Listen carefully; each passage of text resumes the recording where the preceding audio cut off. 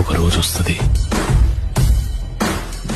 వద్దనుకున్నా కనపడతా, చెవులు మూసుకున్నా వినపడతా. కన్నీళ్ళెందుకు ఉప్పగుంటాయ్, తీయగొట్ట కడదాకా మొదలవు గనక.